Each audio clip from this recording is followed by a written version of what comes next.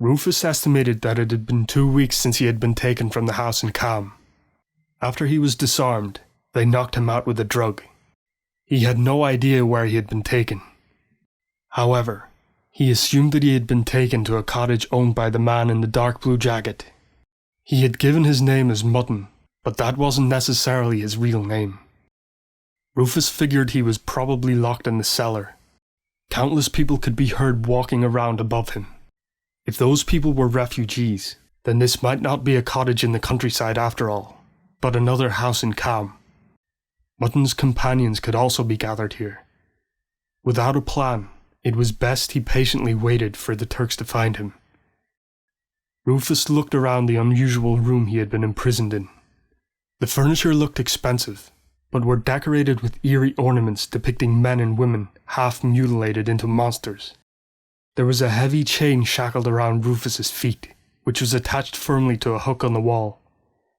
Why had Mutton converted a room in his house into a dungeon?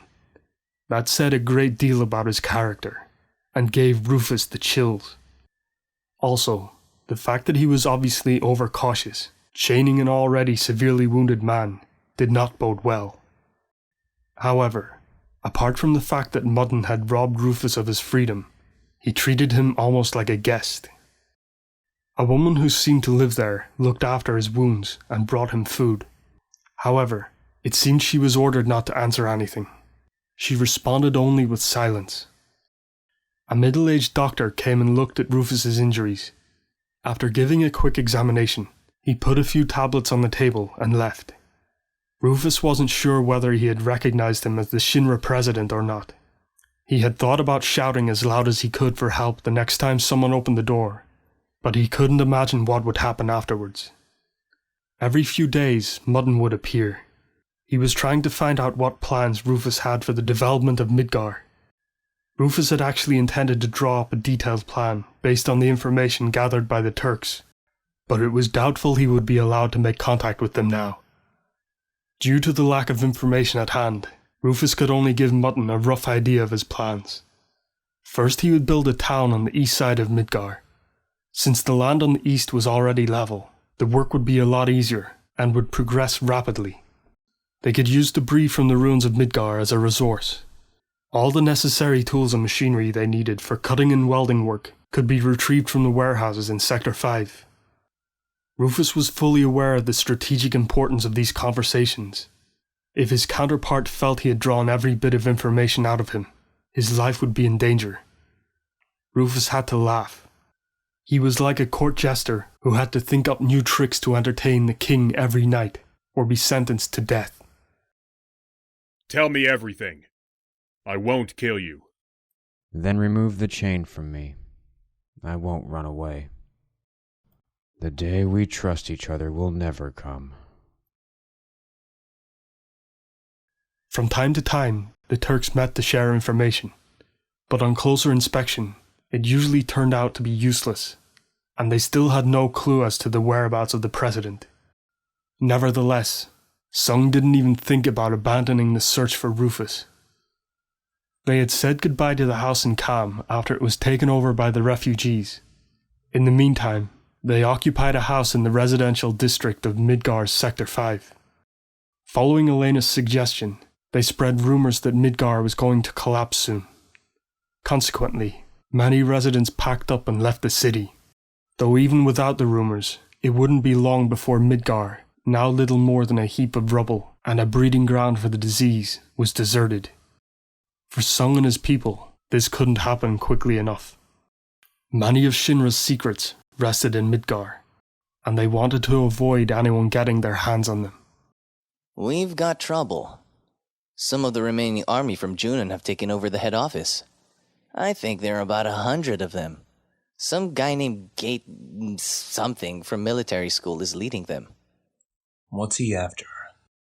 I don't know. Looks like they're making preparations for some kind of assembly. And so, Sung and Elena set off to get a better picture of the situation there, while Reno and Rude left to procure the necessary weapons. In Sector 5 was a residential area, originally built to house Shinra employees in the vicinity of the Mako reactor and warehouses. Only those with a pass could enter the area. It was surrounded by a high fence, and there was only one entrance. The large, robust gate could only be opened with a numeric code. In addition, the system automatically switched to an emergency code, known only to those with security clearance. Reno and Rude made their way to the gate, constantly repeating the code Sung had given them. When they reached the gate, they discovered it was already open. The army did this? Possibly. They made their way to Warehouse 8, where the weapons were stored, cautiously looking in every direction. On their way, they came to Warehouse number 4. They noticed the delivery entrance was left open. Reno and Rude looked for a hiding place where they could observe what was going on. Hey, they're just normal civilians. In the warehouse, they saw men and women of all ages, even children. Warehouse 4 holds the construction tools and machinery. Just as Rude said, the people were carrying out construction equipment ranging from small to medium in size. The children were carrying smaller tools such as drills. What are they gonna do with all that? Reno had barely finished speaking when they heard cheers from the direction of Warehouse 5. It seemed they had managed to gain access to that one too. This is bad, Reno. The emergency fuel supplies are in Warehouse 5. Mako? No, oil, gasoline, alternative fuels for emergencies. We'll need it. Well, this is great. Wanting to settle the situation as peacefully as possible, Reno and Rude stood before the crowd and spoke in a friendly tone. We're personnel from Shinra Company. Who's in charge here? I am. A beautiful young woman stepped forward. Actually, she was still just a girl. Oh? Reno looked at her. What are you doing here? The girl suddenly looked anxious. We were told to collect the machinery we needed to build a town from By who? a Mr. Kyle Gate from the army. So it's this Kyle Gate that told you the passkey to open the gate in warehouse door? Yes, that's right. Sorry, did we do something wrong? We heard that the Shinra army are now independent and we're starting to rebuild the town, so we came here as volunteers. She looked anxiously at Reno and Rude, who in turn briefly exchanged glances. They were curious what the army was up to, but the girl and the rest of the people really did seem to simply be volunteers. Well, if you're just taking those tools, then it's not a problem. Reno nodded at Rude slightly. But only take the fuel you need for the time being. It must be rationed. Yes, sir. The girl went back to work. Reno and Rude stood watching them until they finished gathering everything they needed. They watched the last of them loading a small generator onto a trolley and pushed it out the gates. The volunteers were all friendly and polite. They even thanked Reno and Rude as they left. Midgar has a bright future. We can't say that yet. What? Come on. We must secure transport weapons and fuel. Then we have to change all the pass keys. The doors, the gates, everything. By late night, Sung and Elena had joined Reno and Rude. But even with their help, they didn't finish up until the early hours of the morning. When the four finally got home, they decided to catch up on some sleep. But just before noon, they were suddenly awoken by Veld, who barged in out of the blue. You gave me quite a surprise for an old man who's supposed to be dead. I should be the one surprised that the Turks are sleeping for this long. We're just happy we could see you again. Veld replied to Reno's playful remark with silence, before beginning his report on Junon's Lieutenant Kylegate. The lieutenant was supposed to be on leave, but he has ordered his troops to Midgar. This morning he organized a meeting at the east of Midgar and made a speech. It was about the construction of a new town. He managed to get his hands on construction machinery belonging to Shinra. Veld. Sir, Sung was unsure how to address his former superior. your information conforms to what we have gathered, but please tell me, on what grounds do you come to us with this information? Reno and Rude looked at each other, unsure of what Sung was getting at. Veld was the founder of the Turks. A reason? Veld's eyes narrowed. Retribution? Or perhaps to pay back a favor? I thank you for your information, but there's no need for retribution. You don't owe any favors. What the hell? What's all this about needing a reason for information and retribution? Who cares about that? I'm just simply... Simply what? Sung invited him to continue, but Reno quieted down. Veld gazed back and forth at the two of them. Reno, you Turks are like my... Veld couldn't finish and swallowed his words. The room fell silent. A moment later, Reno eagerly nodded and opened his mouth again. The tools were taken away by volunteers from the warehouse yesterday. He spoke in a formal tone, almost as if he was ashamed of his little outburst earlier. But a lieutenant shouldn't know the passkey. That's exactly my point. While on vacation, the lieutenant stayed in calm, and he knows the emergency code, which he really shouldn't. Who gave it to him? And where exactly did the president disappear to? Hearing Veld's words, they all stood up, but Sung calmed them down. What kind of man is Kylegate? Veld shared all the information he had regarding Kylegate. He was born into a wealthy family, but after losing both his parents, he became the head of the family. He really had no need to work for the military, but he applied, stating that he wanted to contribute to world peace by destroying Shinra's enemies. As a soldier, he was very competent, but his character left a lot to be desired. He's known to be sadistic and cruel, whether it's training or on the battlefield. He always goes one step too far. There are rumors that he joined the army just so he could legally indulge those sadistic desires. And you have any idea where the president may be? In Kham, at Kylegate's mansion. Before Veld could finish, Reno, Rude, and Elena rushed out of the room, but Reno paused to look back. Where are the other Turks? It would be much more reassuring if they were all here. They are spread out around the world gathering information. They're also leading their own lives now. We all gathered together under Meteor because we all felt the same way that day. We can't force any of them to come along with us now. Hearing Veld's words, Reno looked for a moment as if he wanted to object, but eventually left without saying a word. What do you plan to do now, sir? Sung made his way to the door to follow his subordinates. I'll head back to Junan. Reef should be on his way there now. That is curious.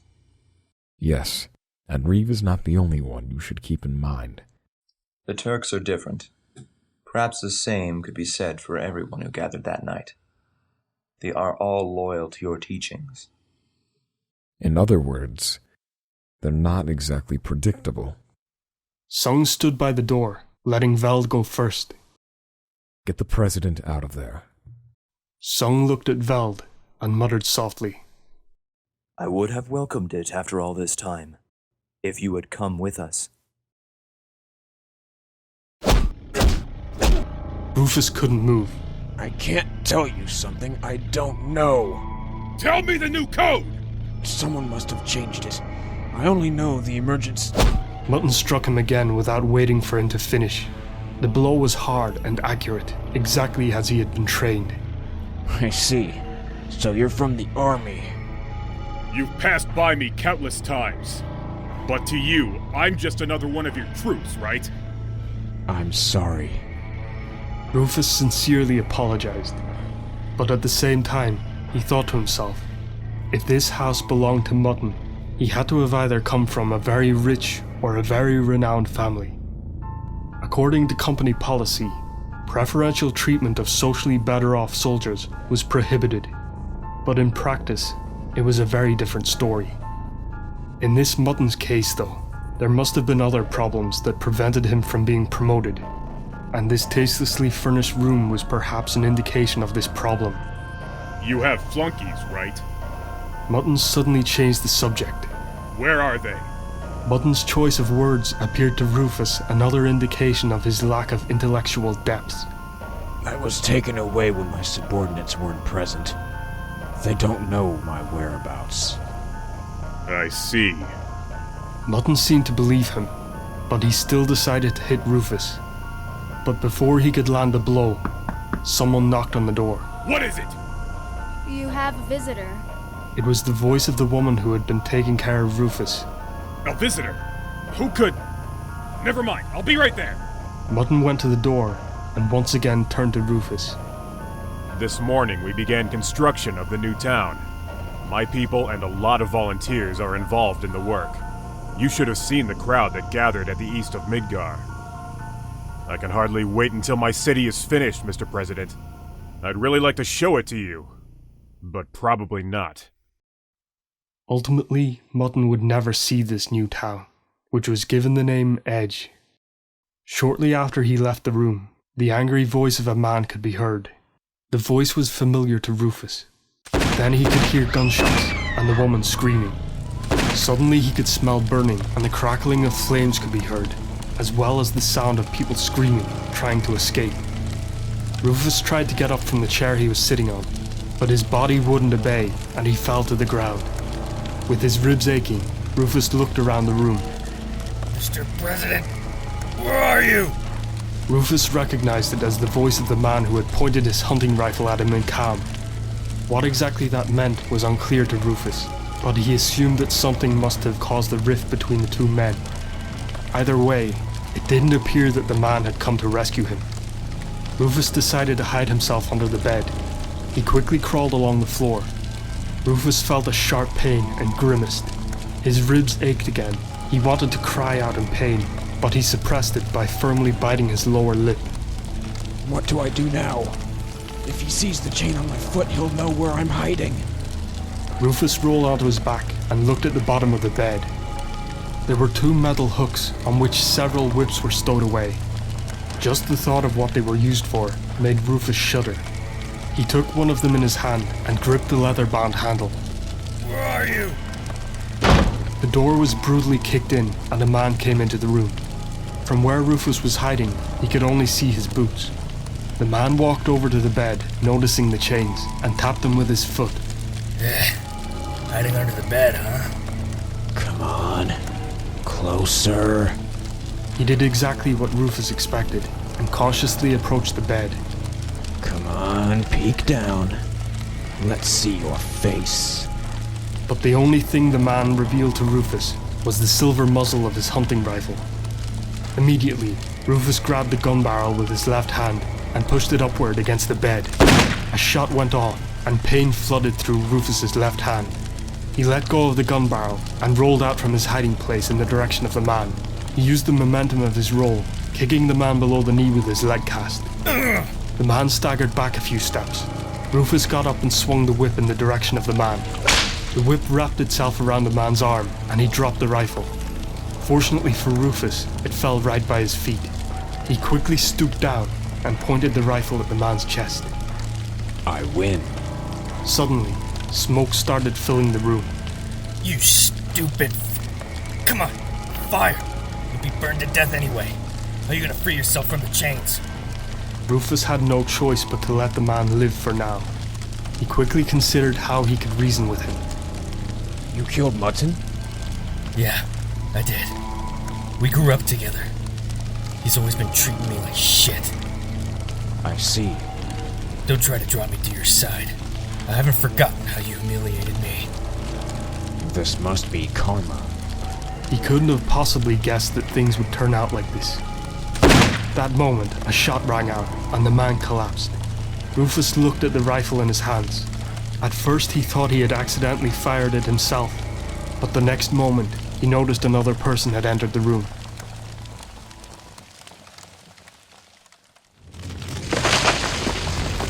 Boss! The front garden of Kylegate's mansion was completely overcrowded with refugees from Midgar. The fire had been started in the kitchen.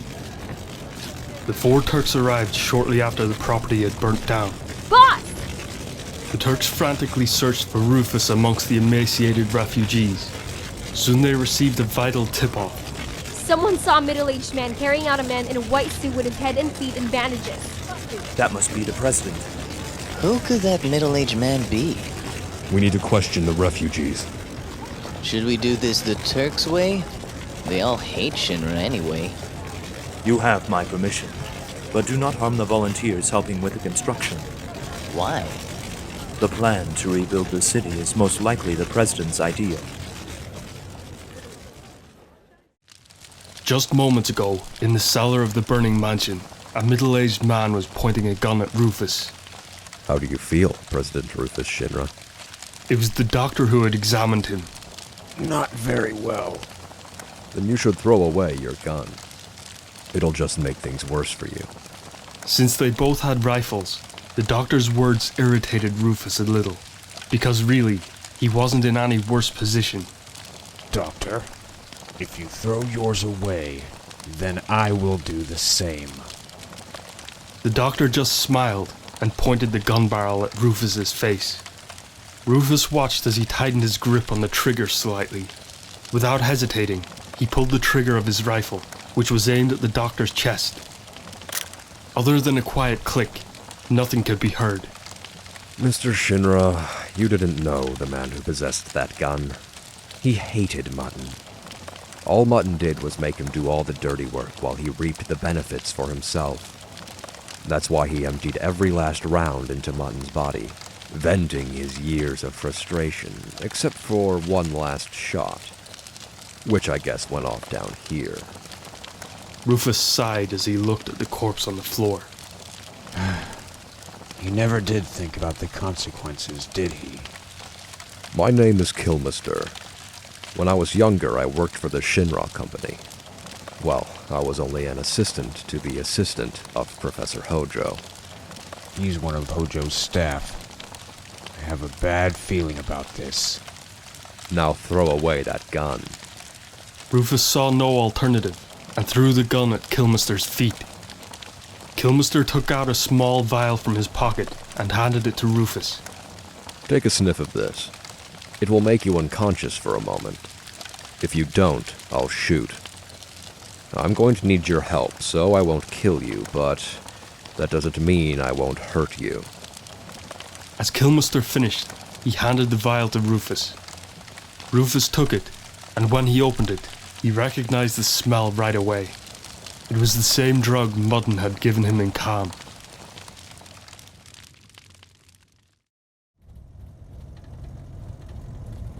When he came to, Rufus found himself on the back of a truck. Besides himself, there were 9 other people, 5 young men and 4 women, all around the same age. They all looked exhausted, crouching with their arms around their knees. That wasn't the only thing they had in common. At first he thought the people were just covered in dust, but on closer inspection, it was clear that their skin was covered in a black liquid. Even their hair was covered in a sticky substance. Their occasional groaning was a clear indication of their suffering. The young woman next to Rufus lost her balance and fell into him. I'm sorry. Don't worry about it. You don't have the disease. I'm really sorry if you get infected. Rufus had broken his ribs when he slid down the shaft from the top of the Shinra building. Then he was held captive and tortured, not to mention that he had been threatened with a weapon. After all of that, would it be this disease that finished him off? Rufus laughed at the thought of it. He didn't know anything about this strange disease, but he definitely didn't need any more brushes with fate. Stuck here on the back of the truck, there was nothing he could do about it. Even though the road conditions weren't the best, Kilmister put his foot on the gas, and the truck bounced even more the faster he drove. Rufus considered whether he should dare to jump off the back, but Kilmister's words came to mind. I'm going to need your help, so I won't kill you. Kilmister probably wouldn't actually kill him. Wherever it was he was being taken, it was probably better than passing out in the wild. Kilmister stopped the truck in a rocky inlet near the coast in front of the entrance of a cave. Just like when he had been taken to Mutton's cellar, Rufus had been unconscious for most of the trip, so he had no idea how far away they were from Kham. The fact that they were near the coast meant they were no more than 3 or 4 hours away. Even uninjured, that distance would be difficult on foot. Kilmister pointed his rifle at the patients and gave them instructions. But even without threatening them, it didn't look like they had the strength to fight back. The young woman Rufus had spoken to earlier helped him off the truck bed. Since he had no walking stick, he had to support himself on her shoulder until they reached the cave entrance. I hope we both get better soon. Indeed. I hope so too. As soon as they entered the cave, there was a steep drop. There was a 5-meter-long ladder placed almost vertically against the cave wall. Rufus had difficulty climbing down. Once he reached the bottom, he tried to look up, which with his whiplash caused severe pain to his neck. The slope was too steep and slippery for them to climb without a ladder. As expected, Kilmister removed the ladder once everyone had reached the bottom.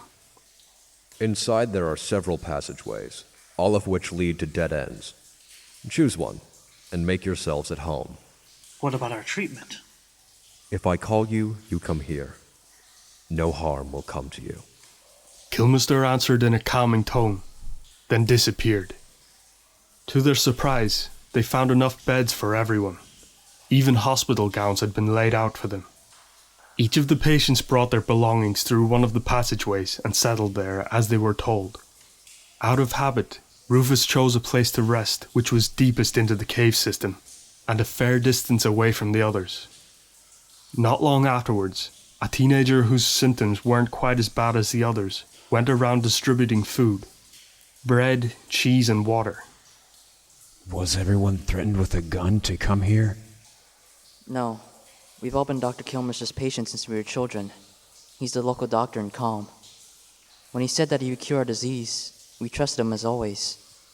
I and a few others helped him bring stuff here to this hospital. Hospital? Yeah. We all have to be placed in quarantine. He told us that if we stayed in the town, we'd eventually be chased out. The boy looked nervous as he spoke. He only has the gun, so you don't try to run away. I'm a patient too, but it looks like he doesn't trust me. By the way, where are we? He told us not to tell you. Looks like it won't be a fun stay here either. One day it was Rufus's turn to be treated by Dr. Kilmister. At the foot of the cave entrance, a partitioned examination room was set up. While Kilmister changed Rufus's plaster, the boy who had distributed food stood behind him with a gun in his hand. Doctor, is there any progress being made towards the cure for this disease? Of course. Rufus noticed as Kilmister glanced over at the boy. What are you after? Why, I'm a doctor. I simply want to rid the world of this disease. That is commendable. But why did you bring me here? Genova. What? Of everything Rufus had expected to hear, that name was not one of them. Those suffering from this disease have a lot of cellular similarities to those members of the military I examined during my research for Professor Hojo. Of course, these were no ordinary troops, but the fighters of the elite soldier. Please explain. In reaction to Rufus's words, Kilmister and the boy exchanged glances again. I will. In due time. Kilmister remained silent and continued his treatment. At least tell me this. Is it contagious? I will also tell you this in due time. It was clear to Rufus that the disease was not contagious.